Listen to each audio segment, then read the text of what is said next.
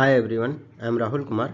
Now जैसा कि आप लोग जानते हैं G20 का 18th समिट हमारे देश में ऑर्गेनाइज किया गया, जो कि 9 सितंबर से लेकर 10 सितंबर तक चला। और ये G20 समिट पहला समिट है जिसको कि इंडिया के द्वारा होस्ट किया गया।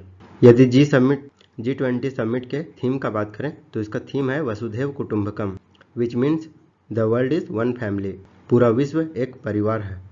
और इसको लेकर के जो न्यू दिल्ली डिक्लेरेशन है उसको कंसेंसस के साथ G20 के लीडर्स के द्वारा एक्सेप्ट कर लिया गया, जिसमें कि डाइवर्स ग्लोबल इशू को एड्रेस करने के बारे में बताया गया है। रसिया यूक्रेन टेंशन से लेकर सस्टेनेबल डेवलपमेंट तक, फूड सिक्योरिटी से लेकर ग्लोबल बायोफ्यूल अलायंस तक। तो चलिए इस वीडियो में डिटेल से समझते हैं G20 समिट के कौन कौन से मेजर आउटकम्स निकल के सामने आए। ये दिल्ली डिक्लेरेशन है वो है क्या, India Middle East Europe economic corridor के बारे में जानेंगे, G20 global partnership for financial inclusion के डॉक्यूमेंट के बारे में भी जानेंगे। इसमें renewable energy, food security, health care, finance track agreement, India US tech collaboration, India Mercosur preferential trade agreement, climate finance commitment और भी बहुत कुछ। तो चलिए वीडियो को शुरू करते हैं। आइए सबसे पहले समझते हैं इस G20 समिट के कौन कौन से की हाइलाइट्स थे। इसमें जो सबसे बड़ा चेंजेस किया गया वो अफ्रीकन यूनियन को शामिल कर लिया गया। अब G20 G21 बन गया है। तो अब से G21 का समिट हुआ करेगा, क्योंकि इसमें जिस तरह से यूरोपियन एज ए यूनियन शामिल है उसी तरह से अफ्रीका एज ए यूनियन को शामिल कर लिया गया है as a permanent member of G20, जो कि एक मेजर स्टेप है कि डेवलपिंग कंट्रीज को जो रिप्रेजेंटेशन है वो बढ़ रहा है ग्लोबल फोरम्स में भी। अब चलिए थोड़ा सा समझते हैं अफ्रीकन यूनियन को इंक्लूजन से G20 में क्या इम्पैक्ट देखने को मिलेगा। तो इससे ग्लोबल ट्रेड, फाइनेंस और इन्वेस्टमेंट रीसेप हो सकेगा, और अफ्रीकन यूनियन को शामिल होने से जो ग्लोबल साउथ का वॉइस है वो G20 फोरम में और ज़्यादा अच्छा से सुना जाएगा, और इससे जो अफ्रीकन इंटरेस्ट है और उनके प्रोस्पेक्टिव को भी सुना जाएगा और रिकॉग्नाइज किया जाएगा विद इन G20 समिट। चलिए अब हम लोग थोड़ा सा समझते हैं G20 के लीडर्स के द्वारा जो ये दिल्ली डिक्लेरेशन साइन हुआ था इसमें क्या क्या बातें कही गई है। तो ये डिक्लेरेशन 100% कंसेंसस के साथ G20 के लीडर्स के द्वारा एक्सेप्ट कर लिया गया। इसमें जो पहला कहा गया है, जो रसिया यूक्रेन वार से डिफरेंसेस देखने को मिला है उसको ओवरकम करना, और ब्लैक सी ग्रेन इनिशिएटिव को इम्प्लीमेंट करना, ताकि जो वीट का ट्रांसपोर्टेशन रुका हुआ था वो फिर से चालू हो सके। सेकेंड बात करें तो फ्यूगेटिव इकोनॉमिक ऑफेंडर्स के लिए अगेंस्ट एक्शन लेना। वैसे लोग जो यहाँ के बैंकों से धोखाधड़ी करके फॉरेन भाग जाते हैं, जैसे कि Vijay Mallya, Nirav Modi, I am sure आप लोगों ने इन दोनों का नाम सुना ही होगा, तो उनके खिलाफ एक्शन लेना। थर्ड प्रोविजन का बात करें तो टेररिज्म और मनी लॉन्ड्रिंग जैसे चीज़ों को काउंटर करना। फोर्थ बात करें तो ग्लोबली फेयर, सस्टेनेबल और मॉडर्न इंटरनेशनल टैक्स सिस्टम को एक्सेप्ट करना। फिफ्थ बात करें तो सस्टेनेबल डेवलपमेंट गोल, जिसमें कि 17 गोल है, उसके प्रोग्रेस को और ज़्यादा एक्सेलरेट करना ताकि 2030 तक मैक्सिमम गोल को अचीव किया जा सके। मल्टीलेटरल इंस्टीट्यूशंस को और ज़्यादा स्ट्रेंथन करना, जैसे कि यूनाइटेड नेशन सिक्योरिटी काउंसिल में रिफॉर्म लाना, मल्टीलेटरल डेवलपमेंट बैंक जैसे चीज़ों को स्ट्रेंथन करना, डिजिटल पब्लिक इंफ्रास्ट्रक्चर जैसे कि क्रिप्टो करेंसी, आर्टिफिशियल इंटेलिजेंस जैसे चीज़ों को सेफ्टी के साथ बढ़ावा देना। एट्थ है जेंडर इक्वालिटी और वीमेन एम्पावरमेंट को बढ़ावा देना। नेक्स्ट है फूड सिक्योरिटी और न्यूट्रिशन को इंश्योर करना, और ग्लोबल बायोफ्यूल अलायंस को फॉर्मली लॉन्च करना। तो ये सब दिल्ली डिक्लेरेशन में कहा गया है। चलिए बात करते हैं सबसे पहले ग्लोबल बायोफ्यूल्स अलायंस की। तो ग्लोबल बायोफ्यूल अलायंस एक इंडिया लेड इनिशिएटिव है जिसका एम है गवर्नमेंट लेवल पे, इंटरनेशनल ऑर्गेनाइजेशन लेवल पे और इंडस्ट्री लेवल पे एक अलायंस को क्रिएट करना, ताकि बायोफ्यूल्स को अडॉप्ट किया जा सके और बायोफ्यूल्स को ज़्यादा से ज़्यादा प्रमोट किया जा सके। इस इनिशिएटिव से बायोफ्यूल के एनर्जी ट्रांजिशन के कारण जॉब क्रिएशन और इकोनॉमिक ग्रोथ देखने को मिलेगा, और इससे इंडिया के द्वारा चलाया गया जो बायोफ्यूल प्रोग्राम है उसमें भी तेजी आएगी, जैसे कि PM-GA1 योजना, सतत इनिशिएटिव और गोवर्धन स्कीम, ये सबको और ज़्यादा बढ़ावा मिलेगा। एज पर इंटरनेशनल एनर्जी एजेंसी जो बायोफ्यूल का ग्रोथ है वो 2050 तक 3.5 से 5 टाइम्स बढ़ जाएगा, क्योंकि 2050 तक बहुत सारे डेवलप्ड कंट्रीज के द्वारा नेट जीरो का टारगेट लिया गया है, जो कि हमारे देश के लिए एक ह्यूज अपॉर्चुनिटीज को क्रिएट करता है। इस बायोफ्यूल के लिए फॉर्मेशन और फाउंडिंग मेंबर्स का बात करें तो यह 9 मेंबर के अलायंस के द्वारा इनिशिएट किया गया। इनमें India, the US, Brazil, Argentina, Bangladesh, Italy, Mauritius, south Africa और यूनाइटेड अरब एमिरेट्स शामिल है। ग्लोबल बायोफ्यूल के अलायंस के ये फाउंडिंग मेंबर्स हैं। जो global biofuel alliance member country है वो बायोफ्यूल्स का मेजर प्रोड्यूसर और मेजर कंज्यूमर भी है। जैसे कि यूएसए के द्वारा बायोफ्यूल्स का 52% प्रोडक्शन किया जाता है, वहीं ब्राज़ील के द्वारा 30% और इंडिया के द्वारा 3% बायोफ्यूल का प्रोडक्शन देखने को मिलता है, जो कि 85% शेयर प्रोडक्शन के शेयर का कंट्रीब्यूट करता है। वहीं कंजप्शन ऑफ इथेनॉल का बात करें तो अबाउट 81% के आसपास है। इथेनॉल भी एक प्रकार का बायोफ्यूल ही है। और ये ग्लोबल बायोफ्यूल अलायंस 90 कंट्रीज के साथ साथ जो 12 इंटरनेशनल ऑर्गेनाइजेशन है, इन लोगों के द्वारा भी ज्वाइन किया गया है। G20 इन्वाइटेड कंट्रीज के द्वारा ग्लोबल बायोफ्यूल अलायंस को सपोर्ट किया गया है। इसमें बांग्लादेश, सिंगापुर, मॉरिशस और यूएई भी शामिल है। Non G20 supporting global biofuel alliance member country का बात करें तो इसमें Iceland, Kenya, Guyana, Paraguay, Seychelles, Sri Lanka, Uganda और फिनलैंड शामिल है। चलिए अब बात करते हैं इंटरनेशनल ऑर्गेनाइजेशंस की कि कौन कौन से इंटरनेशनल ऑर्गेनाइजेशन बायोफ्यूल अलायंस को सपोर्ट किए हैं। तो इसमें World Bank, Asian Development Bank, World Economic Forum, World LPG Organisation, UN Energy for All, UNIDO, bio future platform, International Civil Aviation Organisation, International energy Agency, International Energy Forum, International Renewable Energy Agency और World Biogas Association के द्वारा इस biofuel alliance को support किया गया।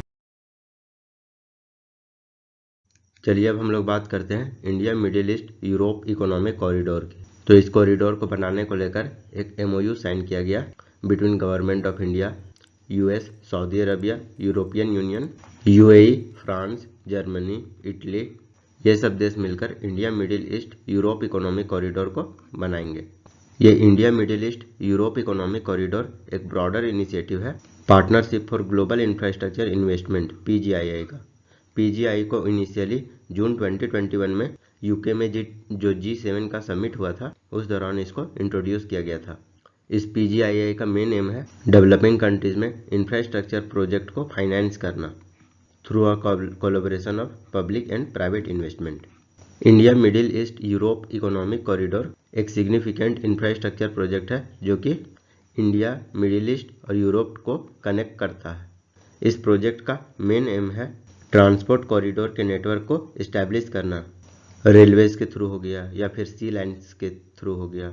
इस जरिए India Middle East Europe economic corridor जो चाइना का world belt and road initiative है उसके रिस्पॉन्स में एक अल्टरनेटिव इंफ्रास्ट्रक्चर नेटवर्क को प्रोवाइड करवाएगा, क्योंकि जो चाइना का बॉर्डर रोड इनिशिएटिव है उसमें ज़्यादा से ज़्यादा चाइना को फ़ायदा होगा और जो अदर कंट्रीज इस इनिशिएटिव में जुड़े हुए हैं उनको उतना फ़ायदा नहीं होने को मिल रहा है, देखने को मिल रहा है। लेकिन IMEC इनिशिएटिव से अगर कोई दूसरे कंट्री जुड़ते हैं तो उस कंट्री को इक्वल बेनिफिट हो। आप यहाँ पर पिक्चर में देख सकते हैं किस प्रकार से India Middle East Europe economic corridor को बनाया जाएगा।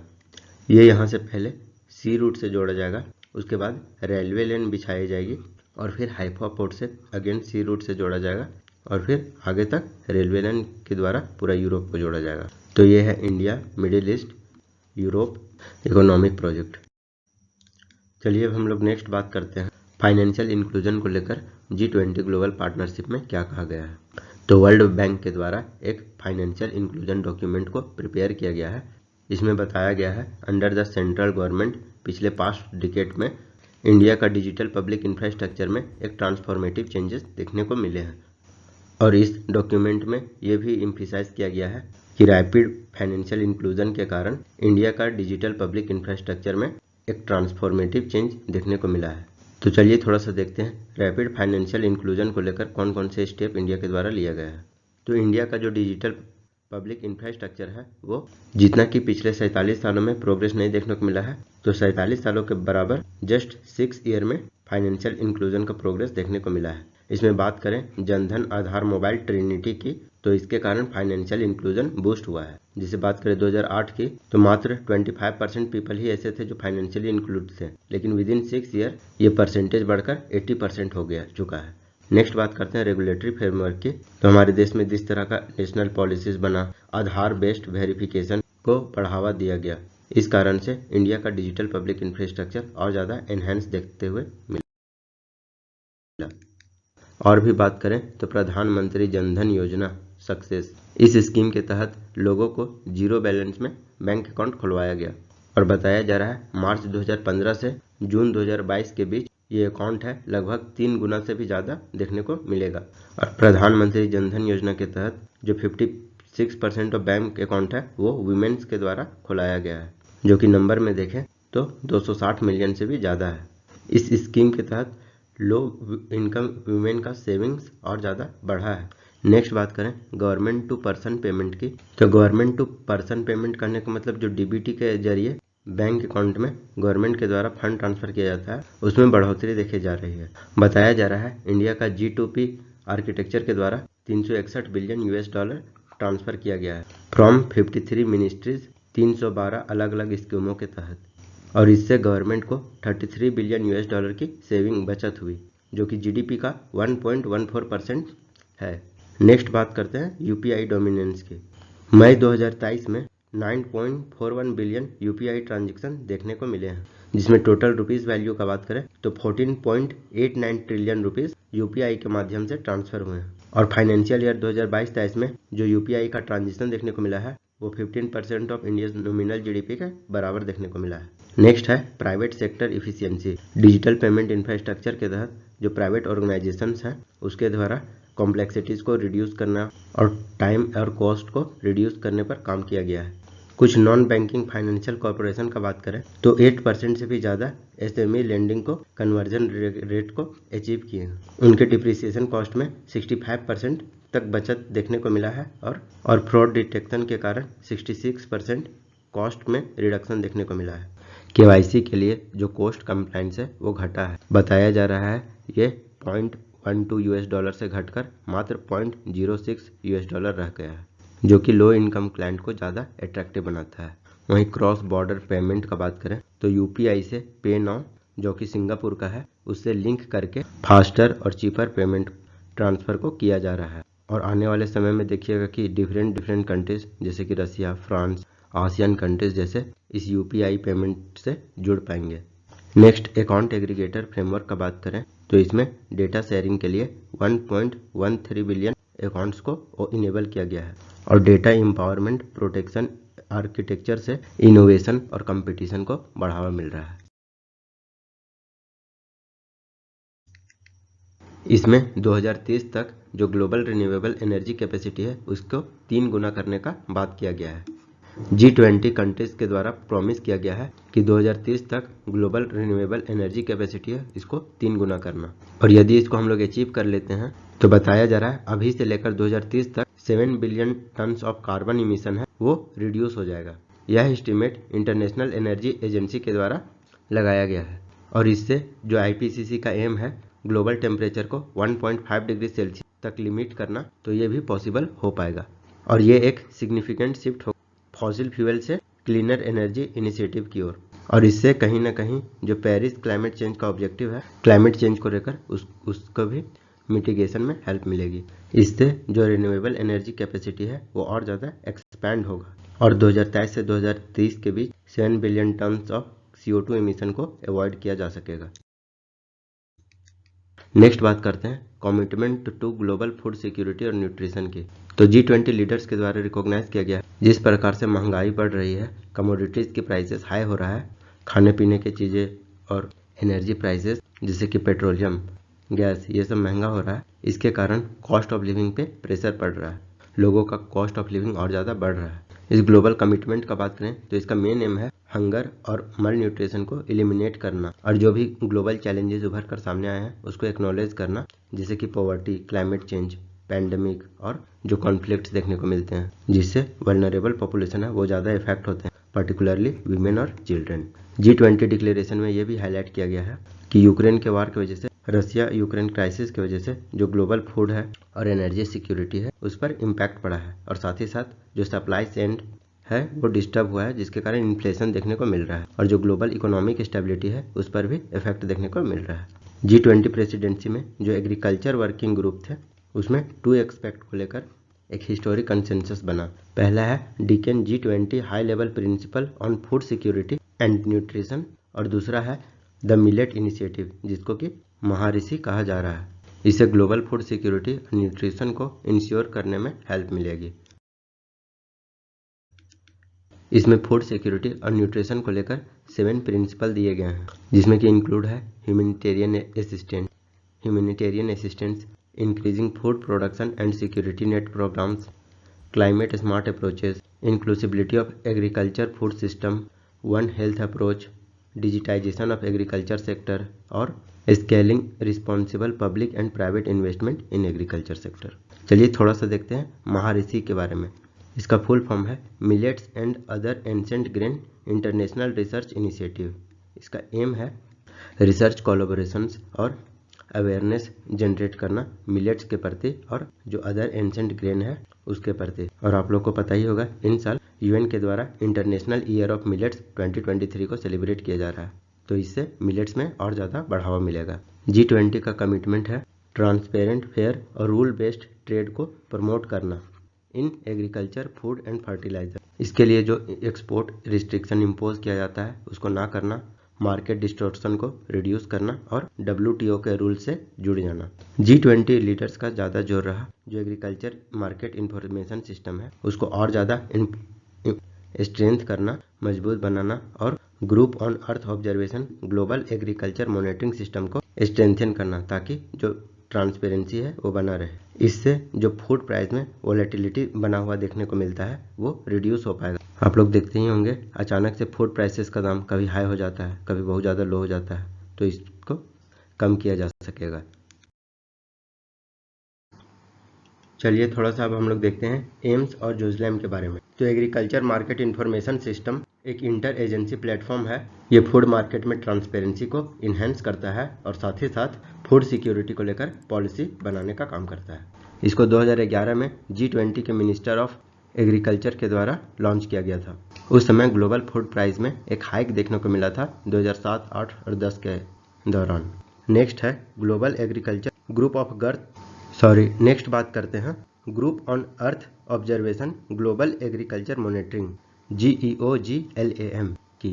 ये भी मार्केट के ट्रांसपेरेंसी को इन्हेंस करता है और फूड सिक्योरिटी को लेकर पूरे वर्ल्ड वाइड में टाइमली एग्रीकल्चर इन्फॉर्मेशन को प्रोवाइड करता है। तो इसको भी जो फ्रांस में 2011 में G20 समिट का प्रेसिडेंसी हुआ था उसमें G20 के एग्रीकल्चर मिनिस्टर के द्वारा लाया गया था। नेक्स्ट बात करते हैं small arms and terrorist safe havens की।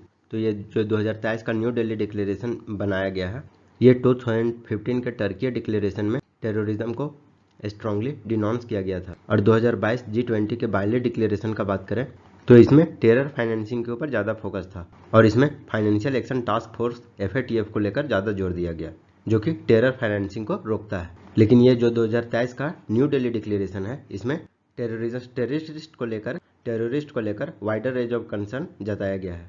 लेकिन इस G20 लीडर्स के न्यू दिल्ली डिक्लेरेशन में जितने भी तरह का टेररिस्ट एक्टिविटीज़ है उसको कंडेम किया गया है, क्योंकि पहले देखा जाता था गुड टेररिज्म और बैड टेररिज्म को लेकर, लेकिन इंडिया का कहना है गुड टेररिज्म, बैड टेररिज्म सब टेररिज्म ही होता है। इस न्यू दिल्ली डिक्लेरेशन में FATF के एफर्ट्स को सपोर्ट किया जा रहा है और ग्लोबल एसेट्स रिकवरी नेटवर्क को इन्हेंस करने का बात किया जा रहा है। चलिए नेक्स्ट हम लोग बात करते हैं हेल्थ केयर रिसिलियंस और रिसर्च के बारे में। तो G20 का न्यू दिल्ली डिक्लेरेशन में हेल्थ केयर के ऊपर भी बहुत जोर दिया गया है। इसमें प्रायोरिटाइज किया गया है कि एक रिसिलियंट हेल्थ केयर सिस्टम को बनाया जाए। इससे जो ग्लोबल हेल्थ आर्किटेक्चर है वो और ज़्यादा स्ट्रेंथन होगा और इससे रिसिलियंट, इक्विटेबल, सस्टेनेबल और इंक्लूसिव हेल्थ सिस्टम को क्रिएट किया जा पाएगा।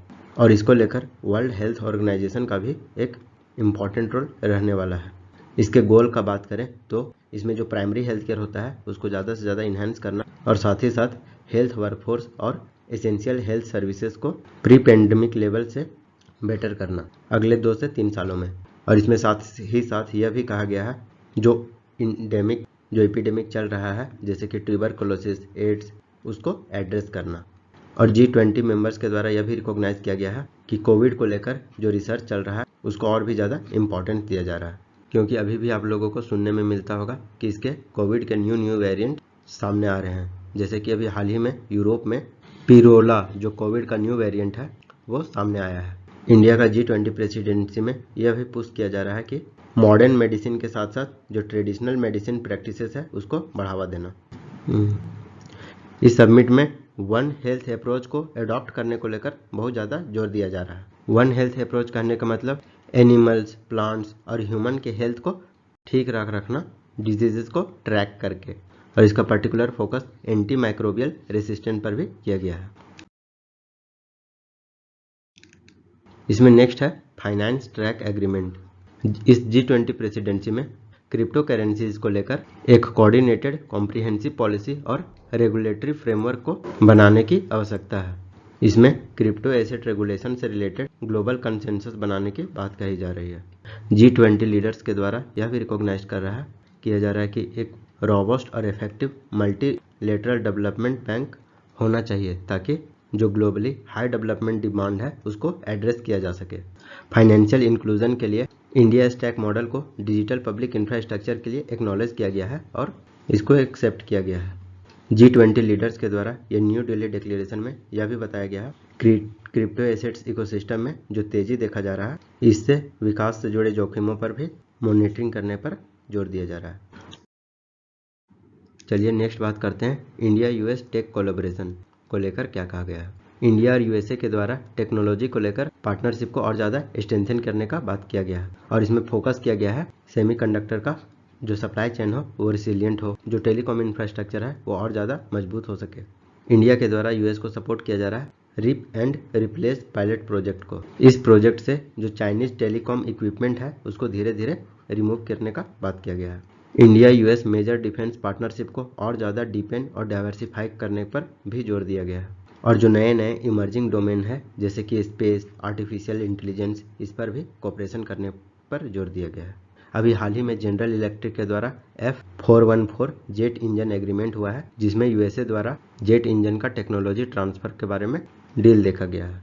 ये एग्रीमेंट जनरल इलेक्ट्रिक एरोस्पेस और हिंदुस्तान एरोनॉटिक्स लिमिटेड के बीच हुआ है ताकि इंडिया में general electric F414 jet engine को मैन्युफैक्चर किया जा सके, और यह एग्रीमेंट बहुत ही ज़्यादा सिग्निफिकेंट स्टेप बताया जा रहा है इंडिया यूएस डिफेंस कोऑपरेशन को लेकर। और साथ ही यह भी हाईलाइट करता है कि जो इंडिया का कमिटमेंट है डोमेस्टिक डिफेंस को इन्हेंस करना और मैन्युफैक्चरिंग कैपेबिलिटीज को बढ़ाना, उस पर भी इंडिया तेजी से काम कर रहा है।